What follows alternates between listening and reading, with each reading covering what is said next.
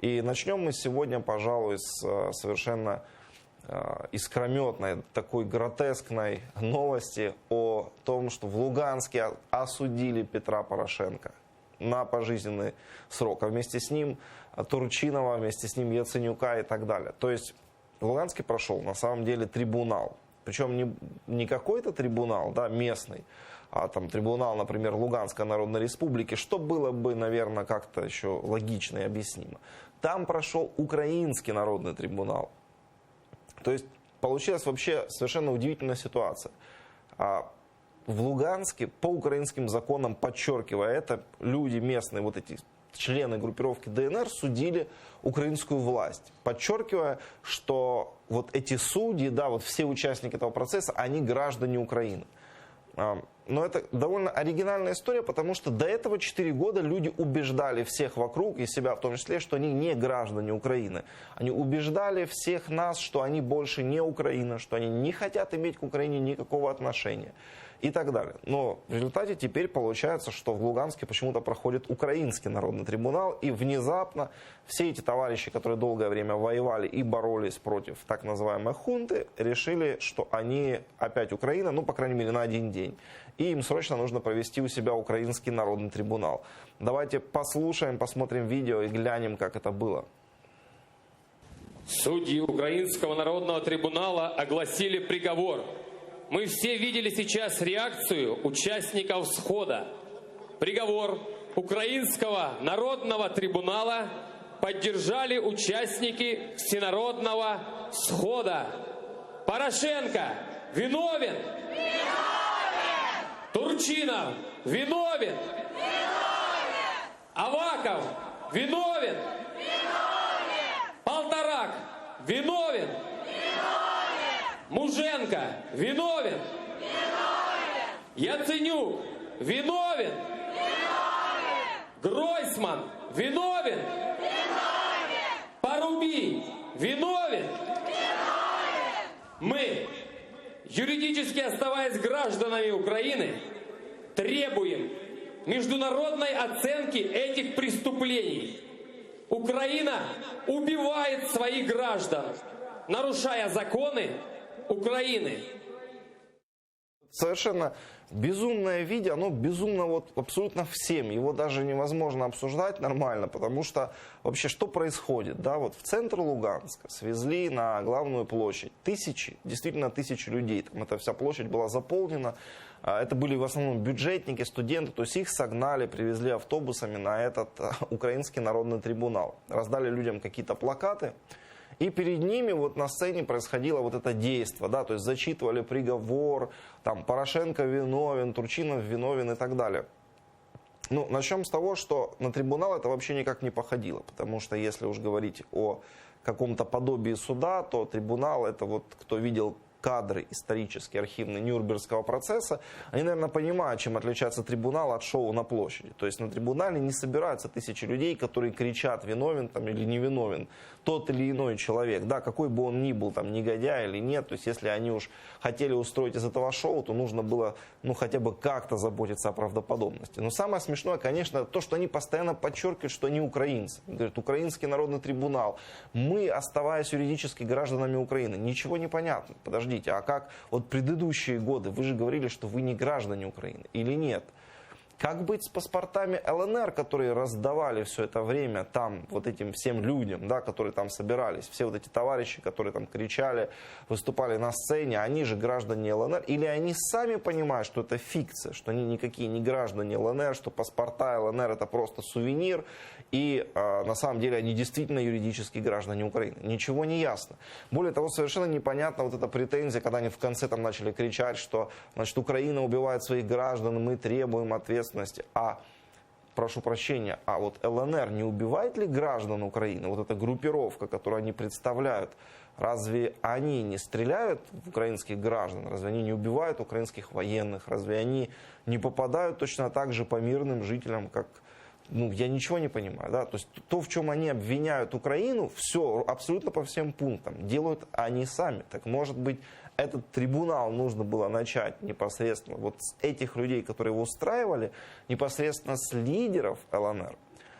Ну, там, конечно, там дальше было просто феерическое шоу, потому что на сцену вызвали людей, которые должны были рассказать о зверствах украинской армии, украинской военщины, о зверствах фашизма. Ну, видимо, для того, чтобы как-то подчеркнуть важность этого трибунала, может быть, чтобы раззадорить людей, которые собрались на площади. Но получилось, честно говоря, как-то не очень. Вот вы послушайте сейчас вот хотя бы один вот этот фрагмент. Как так получилось, что мирные жители Новосветловки оказались блокированы в церкви?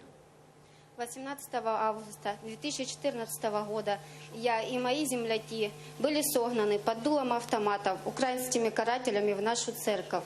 Было очень нам страшно, были старики и дети. Мы чувствовали, что нас убьют.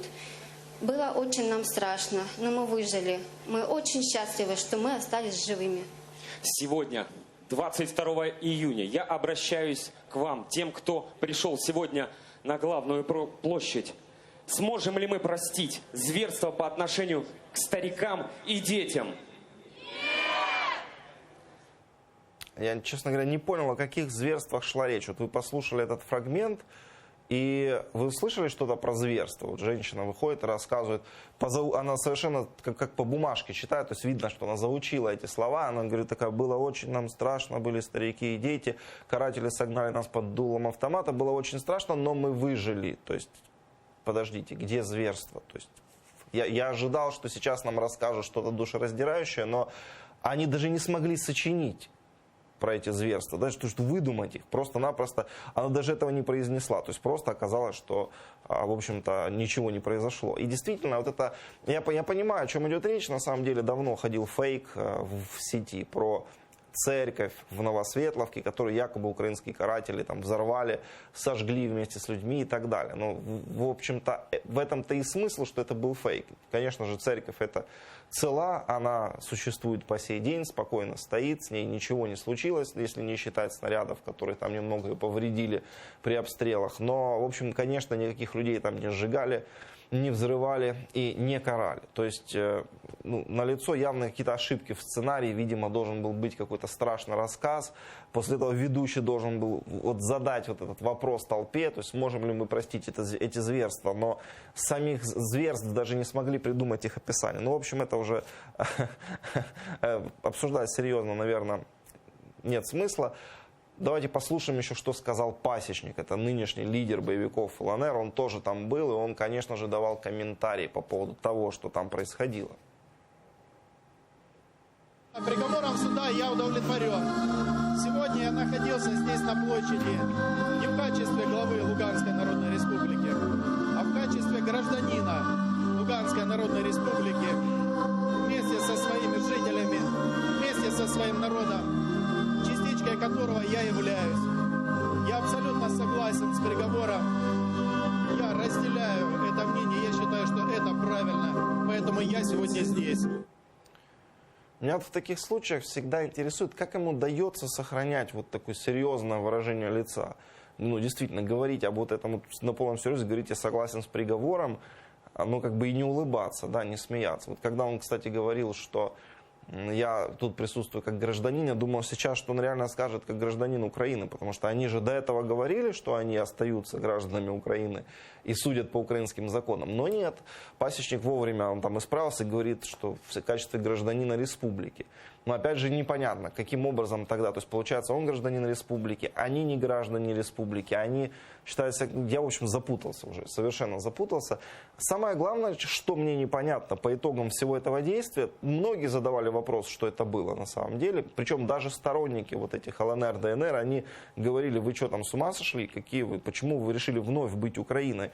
Так вот и меня мучает этот вопрос на самом деле, если вам так нравится быть Украиной, если вам так нравится считать себя украинскими гражданами и всячески это подчеркивать, если вам нравится проводить у себя украинские суды, а зачем было отделяться? Зачем все эти люди вот воюют 4 года, столько людей убили, столько всего разрушили, развалили заводы, распилили предприятия? Для чего все это было, если они могли бы точно так же проводить у себя украинские суды, считать себя гражданами Украины?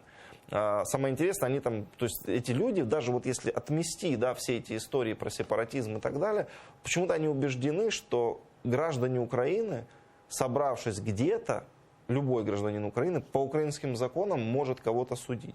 Ну или тем более судить Яценюка, Турчинова, Порошенко. Ну, по этой логике, наверное, все мы можем где-то собраться и кого-то судить. Ну, в общем, наверное, бессмысленно обсуждать это дальше. Ну, что ж тут сказать. Наверное, нужен все-таки особый дар, чтобы жить вот в такой обстановке, в такой атмосфере, потому что, ну, наверное, сохранять психическое здоровье довольно тяжело, когда ты находишься в таком мареве из гротеска и сюрреализма. А мы